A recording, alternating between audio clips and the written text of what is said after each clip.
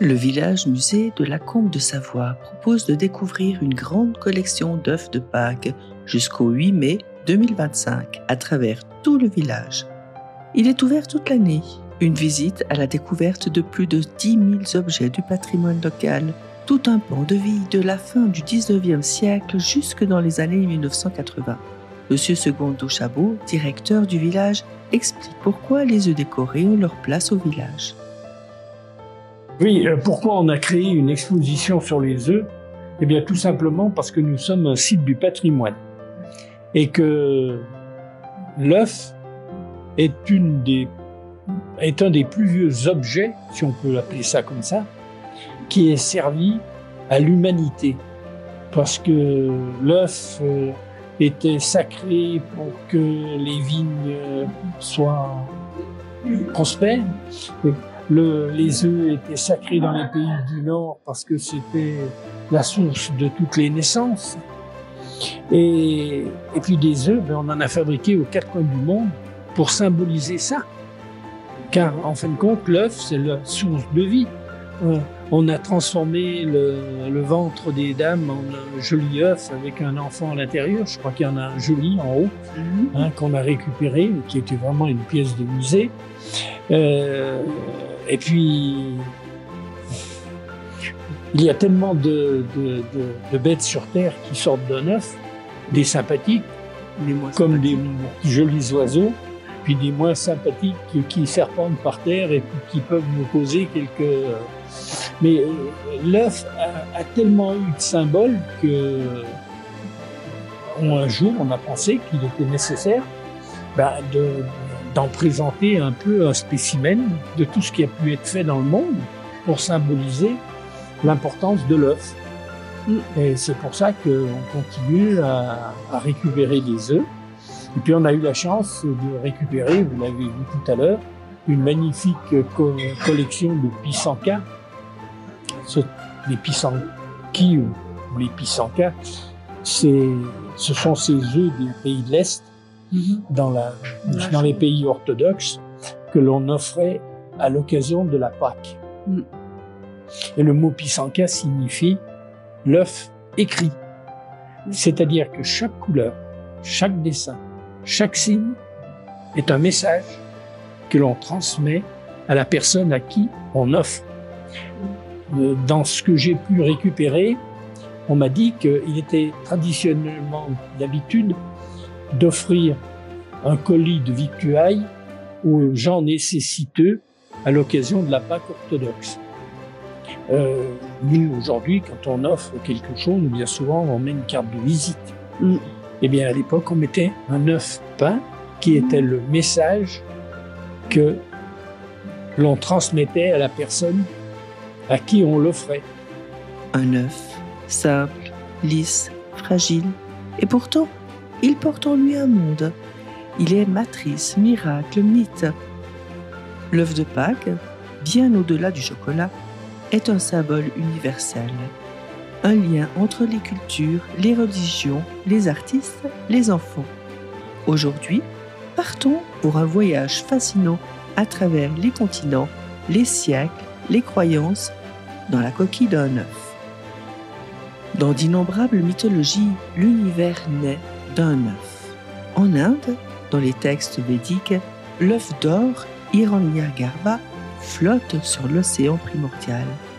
Lorsqu'il se brise, la partie du haut devient le ciel et la partie basse, la terre. Puis, Brahma, le créateur, crée toute chose et tout être sur terre. En Finlande, la déesse Ilmatar, par compassion, accepte qu'un oiseau ponde sur son genou. Les œufs tombent et de leur brisure naissent le ciel, la terre, les astres. En Chine, Pangu émerge d'un œuf en plein chaos. Arrivé à la fin de sa vie, il a placé le ciel et la terre tels qu'on les voit aujourd'hui et par amour a donné son corps à la terre.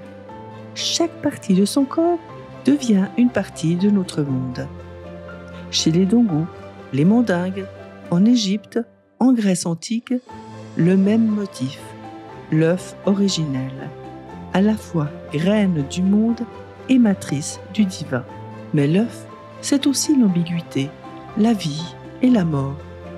Il contient la promesse d'une naissance, mais il peut rester vide, fêlé, sans fruit. Dans de nombreux rites funéraires, on dépose un œuf avec les morts.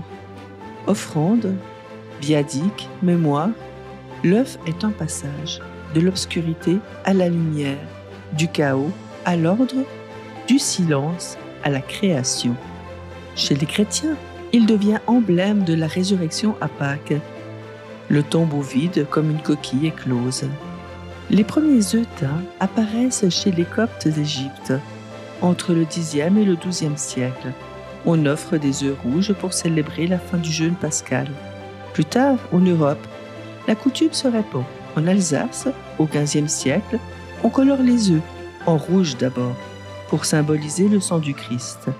Selon Amédée de Ponthieu, 1886, cette coutume naît du carême. On n'avait pas le droit de manger d'œufs, et les poules continuaient à pondre, alors à Pâques, on les offrait, on les peignait.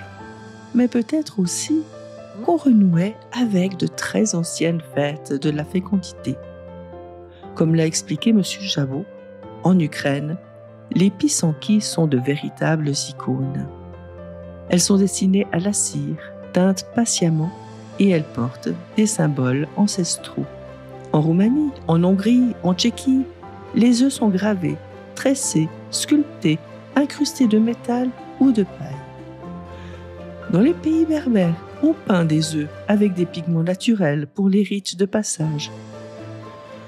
L'œuf devient tableau, prière, offrande, un support de beauté, un acte de transmission. Sous la Renaissance, à la cour de France, les œufs sont offerts comme des joyaux. Louis XV offre à sa favorite un œuf plaqué d'or. Louis XIV les fait bénir et distribuer à Versailles. Au XVIIIe siècle, ils deviennent objet d'art. Mathot peint des scènes sur les œufs de faïence. Certains sont faits d'ivoire, de vermeil, d'or. Mais le sommet de l'art de l'œuf se trouve en Russie. En 1885, Fabergé crée un œuf en or à la demande du tsar Alexandre III. Ce bijou contient une poule en or, une couronne, un pendentif. Chaque année, un nouvel œuf. Pour sa mère, pour son épouse. 50 au total, jusqu'en 1917. Des chefs-d'œuvre, muguets, carrosses, palais, cygnes, trains miniatures. Aujourd'hui, ils sont dispersés dans les musées du monde. Dans les campagnes françaises, à la Sainte Semaine, les enfants de chœur passent dans les villages. Ils chantent, crécelle en main, ils racontent la Passion, parfois en patois, et ils demandent des œufs. Puis viennent les jeux, la toquette, où l'on cogne 2 œufs, et la roulée, où l'on fait rouler les œufs dans les prairies. Après les vêpres, les enfants les mangent, riant de leur victoire fragile. On dit que le vendredi saint, certains œufs sont magiques. On pense qu'ils ne pourrissent pas. On les garde contre les incendies, les maladies. En Provence, on les écrase finement pour éloigner les sorciers. Aujourd'hui encore, des artistes exposent l'œuf. Franck Rome, Gary Lemaster, Ben Foulian sculptent des coquilles comme de la dentelle.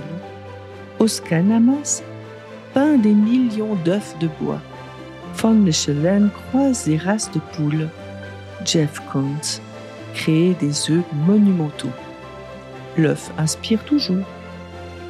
Un œuf, parfois peint, parfois doré, parfois offert, parfois enterré. Qu'il soit symbole, jeu, art ou croyance, il nous rappelle la vie fragile, l'invisible, le recommencement, un monde entier dans la paume d'une main.